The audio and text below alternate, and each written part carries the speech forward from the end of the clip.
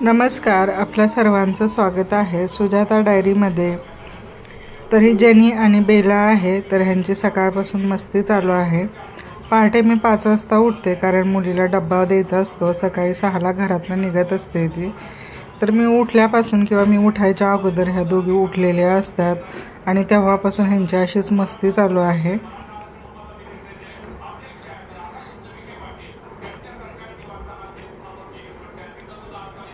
तर माझी घरातली सगळी कामं आवरलेली आहेत। आता 9 वाजलेले आहेत।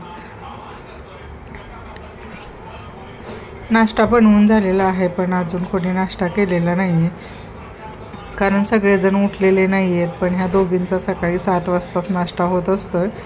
जनूला सकाळची 2 अंडी देते आणि बेलाला तिचं कॅट फूड देत असते। तर ह्या दोघींचं खाऊन झालेलं आहे आणि आज मला थोडं मार्केटमध्ये जायचं होतं। महिन्याचा किराणा भरायचा होता, तसंच आठवड्याच्या भाज्या देखील आणायच्या होत्या। भाज्या मी शक्यतो ऑनलाईन मागवत असते, पण आपल्याला ऑनलाईन सगळ्या भाज्या भेटत नाहीत। काही ठराविक भाज्या असतात ते भेटतात। आणि इकडे पाऊस खूप चालू आहे, तर पाऊस बंद झाल्यानंतर मार्केटमध्ये जाणार आहे। तर आता 11 वाजलेले आहेत। सगळेजण उठलेले होते, सगळ्यांचा नाश्ता झालेला आहे।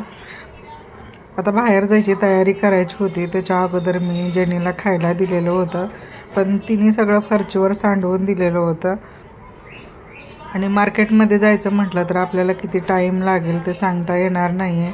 तर त्याच्यामुळे मी मुलीला म्हटलं की तू तिला खायला घाल। आणि सकाळी देखील तिने स्वतःहून खाल्लेलं नव्हतं, मीच माझ्या हाताने तिला 2 अंडी चारलेली होती। आणि तिचं असं आहे की दिवसाची सुरुवात जर तिने दुसऱ्याच्या हातून खायला सुरुवात केली तर तिला दिवसभर कोणीतरी चारावं लागतं। तर आता मुलगी तिला चारत आहे आणि आता ती शांत अशी बसून खाते।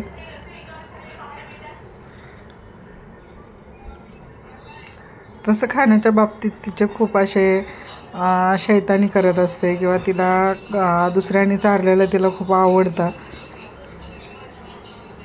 तर दिवसातून एकदा तरी ती कोणाच्या तरी हातून खात असते। तर तिला चारून झाल्यानंतर मी आणि मुलगी मार्केटमध्ये गेलो आणि किराणा भरला, तसंच भाज्या देखील घेतल्या होत्या। तर आम्ही मार्केटमध्ये असेपर्यंतच किराणा आमचा घरी आलेला होता। मिस्टर घरीच होते आणि त्यांनी किराण्याची यादी पाहून सगळा किराणा घेतला आणि असं साईडला लावून ठेवलेला होता। त्याच्यानंतर आम्ही दुपारी जेवण वगैरे केलं आणि मी थोडीशी झोपली, कारण संध्याकाळी 6:30ला मुलीला कामाला जायचं होतं। आणि मी 5 वाजता उठले। त्याच्यानंतर ही पालकची भाजी आहे ती नीट करून घेतली। त्याच्यानंतर 2-3 पाण्याने स्वच्छ अशी धुवून घेतलेली आहे। आणि त्याच्यानंतर स्वच्छ धुवून झाल्यावर पुन्हा एकदा मी पाण्यात मीठ घातला आणि मिठामध्ये ही भाजी थोडे वेळ अशीच ठेवलेली आहे। तर 10 मिनिटासाठी मी भाजी अशीच ठेवून दिलेली आहे। एकीकडे मी कढईमध्ये पाणी उकळण्यासाठी ठेवलेलं आहे। आता ही सगळी भाजी जी आहे तर मी साईडला काढून घेते। तशी फक्त पालकची भाजी असेल तर पालक कोणाला जास्त करून आवडत नाही आहे, पण पालक पनीर हा सर्वांना आवडतो। तर मार्केटमधनं येतानाच मला पालकची भाजी एकदम स्वच्छ आणि ताजी होती म्हणून मी घेतली। तर त्याच्याबरोबर मग मी पनीर देखील घेतलं। आता ही भाजी एकदम स्वच्छ झालेली आहे, तिला प्लेटमध्ये काढून घेते। आणि कसं भाजी मी नेहमी कुठली जरी भाजी असेल तर तिला मिठाच्या पाण्यामध्ये घालून थोडे वेळ ठेवत असते, कारण भाज्यांमध्ये किडे वगैरे असतात, फिरलेले असतात। तर त्याच्यामुळे त्यांना मिठाच्या पाण्यात घातलं तर जे काही जंतू वगैरे असतात ते मरून जातात आणि आपली भाजी अशी स्वच्छ होती। त्याच्यानंतर पाणी उकळलेलं होतं आणि त्याच्यामध्ये मी सगळी भाजी घालून घेतले। तर भाजी आपल्याला जास्त शिजवून घ्यायची नाही, अर्धवट शिजवायची आहे। तर 2-3 उकळ्या आल्या की त्याच्यानंतर मी गॅस बंद करून घेतलेला आहे।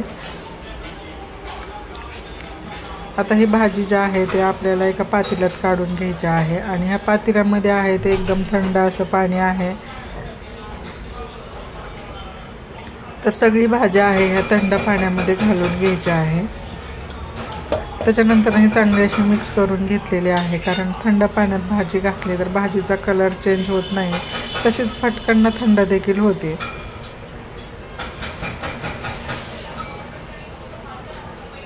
आपण ही भाजी आहे ती मिक्सरमध्ये दळून घेणार आहे, त्याच्यामुळे ह्या भाजीला आपल्याला थंड करून घ्यायचं आहे. तर 10 मिनटं ती भाजी मी साईडला ठेवून दिलेली आहे. त्याच्यानंतर जे भाजीला लागणारं साहित्य आहे तर ते साहित्य आपण घेऊया. तर त्याच्यासाठी मी घेतलेला होता कांदा, कोथिंबीर, लसूण, टमाटर, काजू, अद्रक, हिरवी मिरची. तर हे सगळं आपण मिक्सरमध्ये पेस्ट करून घ्यायचे आहे.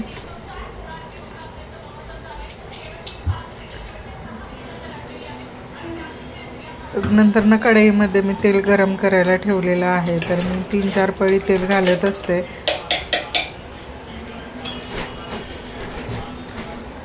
तर तेल चांगलं गरम झालं की त्याच्यानंतर मी मिक्सरमध्ये बारीक केलेला जो मसाला आहे तो घालून चांगला परतून घेतलेला आहे.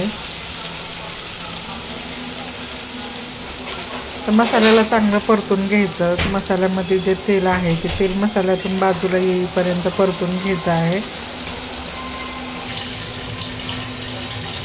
तर मसाला परतेपर्यंत इकडे आपली भाजी देखील थंड झालेली आहे. तर आता ही भाजी मी मिक्सरमध्ये घालून त्याची पेस्ट करून घेते.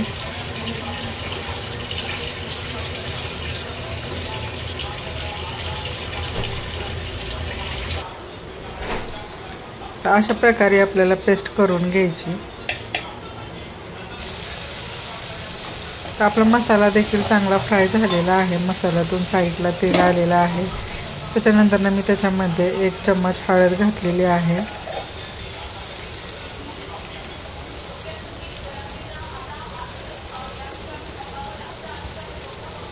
आणि हळद घालून देखील मसाला चांगला परतून घ्यायचा आहे.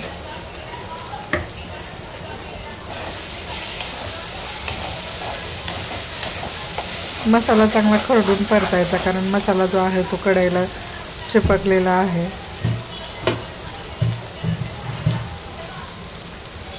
त्याच्यानंतर मी जे आहे ते घरी जी बनवलेला काळा मसाला आहे ती वापरत असते.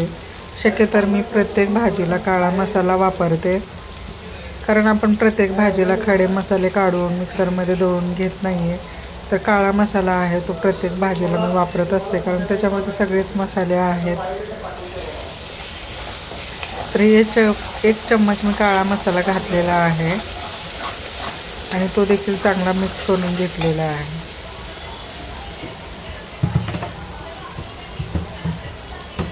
त्याच्यानंतर आपण थोडंसं पाणी घालून घेऊया, कारण कढईला जो मसाला चिपकलेला आहे पाणी घातल्यामुळे ते देखील साईडला निघतो आणि आपली अशी छान अशी ग्रेव्ही तयार झालेली आहे. तर ही ग्रेव्ही चांगली मिक्स करून घ्यायची आणि आपण जे पाणी घातलेलं आहे त्याच्यामध्ये हा मसाला आहे तो चांगला शिजून निघेल.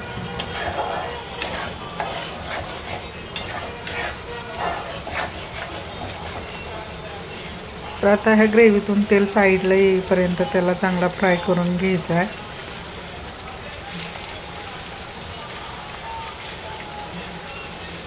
तर मसाल्याने तेल सोडलेलं आहे, तुम्ही पाहू शकता. तर आता आपण मिक्सरमध्ये जो दळून घेतलेली आपली पालकची भाजी होती ती घालून घ्यायची. चवीनुसार तुम्ही मीठ घालू शकता.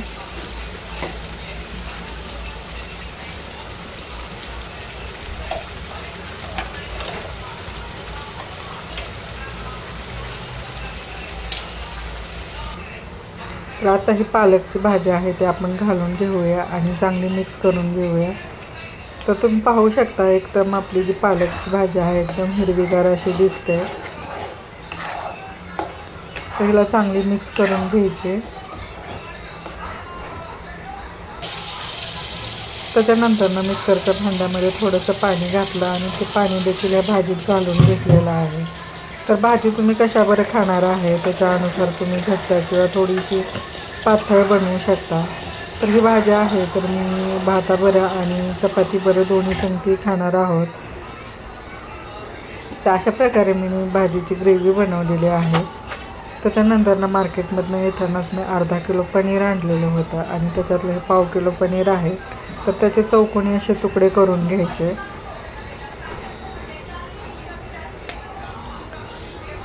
तर पनीर शक्यतो मी भाजीमध्ये टाकताना तळून घेत नाही, कच्चंच पनीर भाजीमध्ये वापरत असते. तर भाजीमध्ये पनीर घालून झालेलं आहे.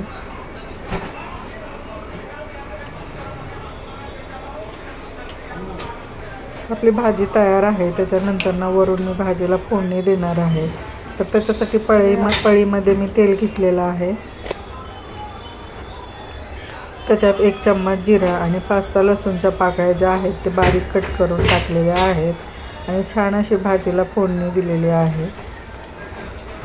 तर भाजी आपण चांगली मिक्स करून घ्यायची. तर आपली ही भाजी तयार झालेली आहे.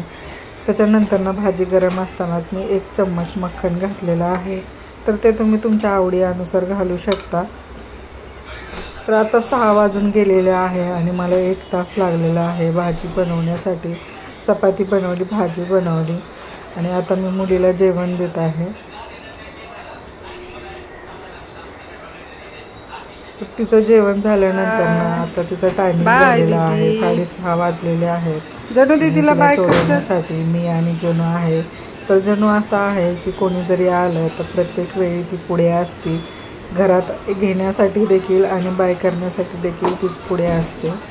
तर इकडे बघू शकता माझा दुपारपासून किराणा कसं साईडला लावलेला आहे. तर आता माझी संध्याकाळची कामं आवरल्यानंतर ना मी किराणा भरून ठेवणार आहे. मुलगी चाललेली आहे आता गेली दीदी. आणि माझं असं आहे की एक जाता आणि एक येता असं दिवसभराचं रुटीन चालूच आहे. तर मुलगा आला त्याच्यानंतर ना चहा पाणी झालेलं आहे. मेरे पास है से मेरा कोई एहसास है जैसे तू पास है मेरे पास है ऐसे मेरा कोई एहसास है जैसे.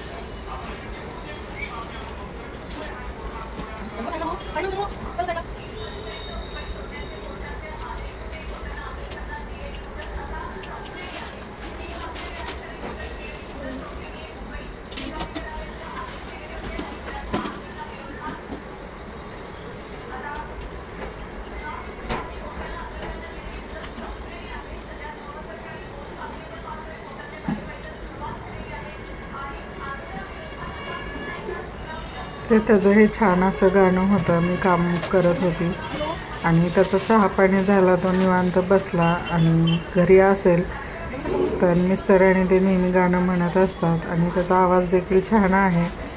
तर तो गाणं म्हणत असताना मी रेकॉर्ड करून घेतलेलं होतं. तर तुम्हाला नक्की कसा वाटतोय त्याचा आवाज तुम्ही नक्की मला कमेंटमध्ये सांगा. तर त्याच्यानंतर ना बघा आता रात्रीचे 9 वाजलेले आहेत. जेवण वगैरे झालेलं आहे आणि इकडे जनू माझ्या पुढे पाठीमागे करत आहे.